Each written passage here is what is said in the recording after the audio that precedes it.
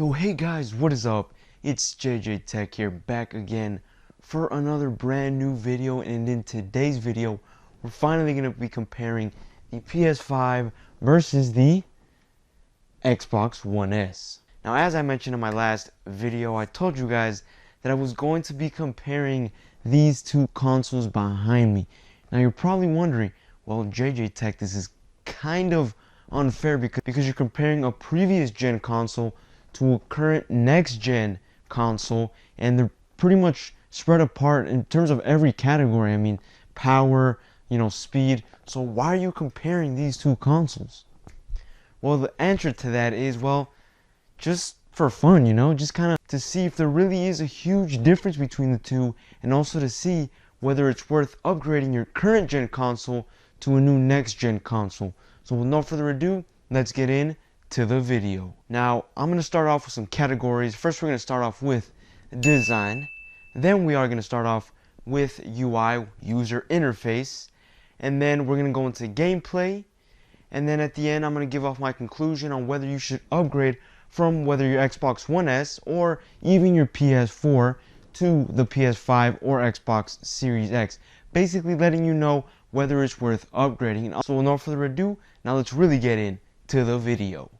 Alrighty, so starting off with design here, obviously this is all personal opinion, and in my opinion here, as you can see, this is how the PS5 looks. Let's let you guys take a look. Now you guys probably can't see the whole thing, but you can see here, this is how the PS5 looks.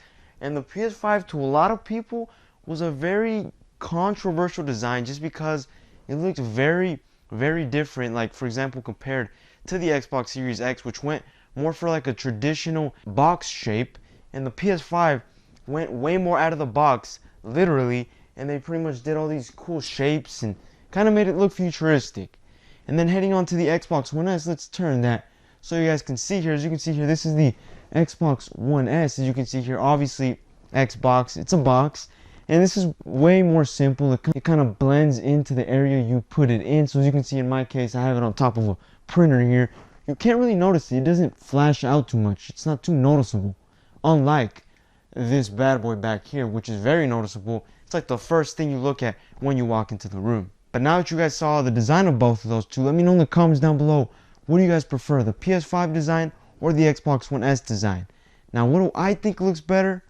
Honestly, I do think the PS5 looks a little bit better to me. I like simple designs as well, like the Xbox One S, but I don't know, something about the PS5 just makes it seem and look more futuristic and make it feel like you're buying a next gen console. So I'm gonna have to give this round winner to the PS5, but yet again, this is my personal opinion. Let me know in the comments down below what design you guys prefer. Now heading on to the next category, it is user interface. Now user interface is also one of those things that is personal preference, what you guys think is better. But in my opinion, I will be popping up on screen here some clips of the UIs of both consoles, starting off first with the Xbox One S here. And the first thing you notice is that it's pretty simple, but at the same time, it feels kind of busy. Now, this is something that a lot of people complain about on the Xbox One S and even the new Xbox Series X generation, because as you know, the current Xbox One generation and the next gen Xbox Series X generation pretty much share the exact same UI design, just some different tweaks for the Xbox Series X. But as you can see here, looking at the UI, it's pretty basic. I've been using it obviously for a couple of years now, and I've gotten way used to it. To me, it's a good UI. I don't really have any complaints with it. The only thing is that, you do have to get into a bunch of menus when you do want to get into whatever you want to get into. I'm probably confusing you guys, but what I mean is, let's say you want to go to settings, right? First, you got to click the X button. Then you got to scroll all the way, I believe it's to the right, and then you got to scroll down and head to settings. And then once you get into settings, now you got to find what you want to look for, which is video output, network, whatever. And to me, that just seems like a little bit too much. Like I said, too much going into menus. And then that's where we head into the PS5 UI. As you can see here, popping up some clips of that on screen. As you can see here, obviously this is much newer. It feels newer in my opinion. It's just more simple. I mean, you look at it and you don't feel overwhelmed like you do on the Xbox One S. But in my opinion, I never felt overwhelmed with the Xbox One S. but for a lot of you, it might feel overwhelming at first on the Xbox One S UI design, just because there's a lot of stuff going on at the. But yeah, the PS5 UI here, as you can see here, it's way more simple in my opinion. As you can see here at the top right, there's an icon for settings. All you have to do is click that. You're already into settings. No messing with menus, having to click one button just to go into settings. None of that. You just click that icon on the top right and you're in settings just like that. But also let me know what you guys prefer, the PS5 UI or the Xbox One S UI design. Now what I prefer is kind of a 50-50, honestly. I guess I've been used to the Xbox One S UI's design for a very long time. Obviously I've had it for a couple years now, so I'm way used to it. I've never had a problem with it other than that one thing I just mentioned. And then for the PS5 UI, obviously I've had it for about a month at this point, and honestly I really do enjoy it. Like I said, it's simple but also feels next gen and futuristic at the same time. For this round, I'm just going to call it a draw, just because honestly I don't really have a personal preference.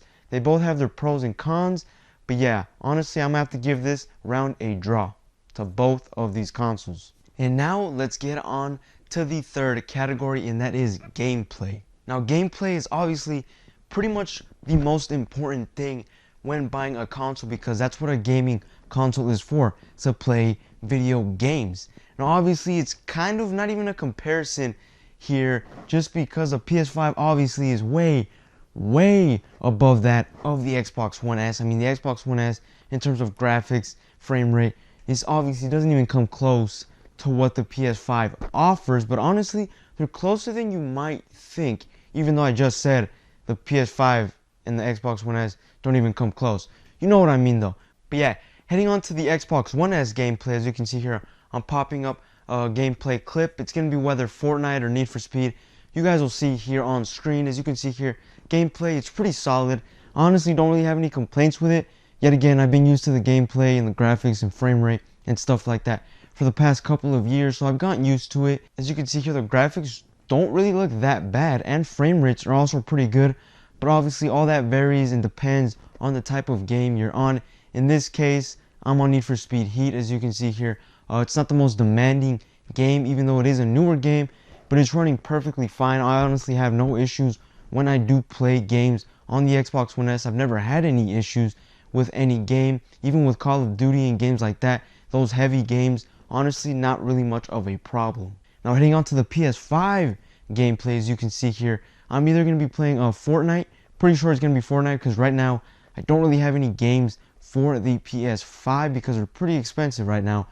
But now let's head on to the gameplay. As you can see here, obviously way smoother. You know, once you get into the game, once you get into games on the PS5, you just notice the difference in graphics and frame rate. Now obviously this isn't the most graphically demanding game here, but it's a good representation, and it shows you how much of a big step we've taken from graphics from the Xbox One S to the new generation of the PS5, as you can see here, just to show you the difference 7 years makes, as you can see. But yeah, those are the graphics for the Xbox One S and PS5. Yet again, let me know in the comments down below, what do you guys prefer, the Xbox One S or the PS5 graphics?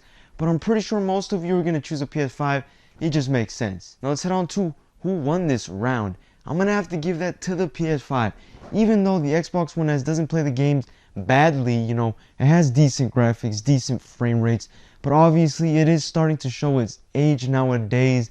And compared to the PS5, I mean, the frame rates and graphics are pretty much always consistent. They never really dip down. The frame rate never really dips down, and the graphics, you know, everything loads in quick. Like I said, very fast compared to the Xbox One S. But yeah, this round easily goes to the PS5. Now lastly, let's head on to the conclusion and let you know whether it's worth upgrading from your current gen console to the next gen consoles.